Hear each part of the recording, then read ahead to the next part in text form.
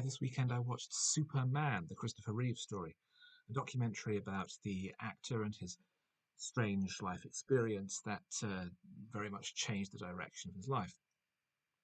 Having been cast as Superman from a theatre background in the late 70s, he became a huge star overnight, but struggled to get more artistic passion projects off the ground. Eventually made 4 Superman pictures. By the late 80s and early 90s, his career was somewhat in the doldrums, still getting cast in major roles, but now on smaller scales, TV movies and miniseries, smaller productions, until his passion for outdoor sports, outdoor pursuits, energetic exercise finally led to tragedy when, during a dressage event, he fell off his horse and broke his neck, paralysing himself from the shoulders down. He remained in a wheelchair for the rest of his life, unable to breathe on his own and reliant on a huge medical staff. But he also discovered something within himself. He became determined that he would walk again and became a great advocate for medical research into potential cures for long-term paralysis, as well as for the care for those who suffer from it. The film adopts a dual narrative, splitting between the story of his life before and after the accident. And it's an interesting portrait of the man. It's funded by DC Studios, so it's very much on brand. But it nevertheless allows some moments of realism to creep in, that as a younger man, Reeve wasn't necessarily the nicest person.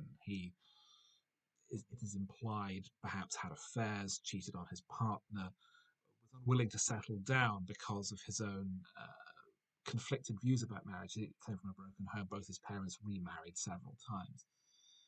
Although he was able to finally reach stability later in life before his accident. But it was after that accident where he was forced to look inwards, no longer in control of his own body. He had to develop differently. So as a result, he became much more focused on what can be done, what can I do in this condition, and he became a great advocate and a great campaigner, even though there was still controversy among those who felt that he treated paralysis as something to be solved rather than something to be lived with. It's an interesting film. I felt that it's very American. It tries very hard to tug on the audience's heartstrings. There's a repeated animated sequence of a statue of Reeve flying through space, growing kryptonite to symbolize his paralysis. And it felt a bit too much like it's trying to elicit emotional responses out of the audience, trying to pull them out of them rather than gently coax.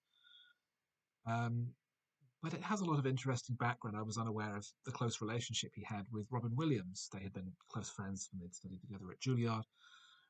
After the accident, Williams visited Reeve in character as a Russian proctologist and was the first person to make him smile, and remained a very close and supportive friend, even paying for his transport when he needed specialist vehicles to accommodate all the medical equipment needed to keep him alive on the road.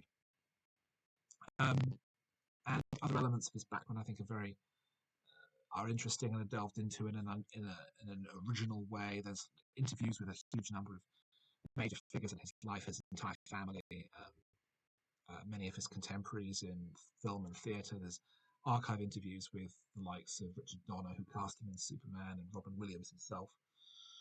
It's absolutely an interesting film.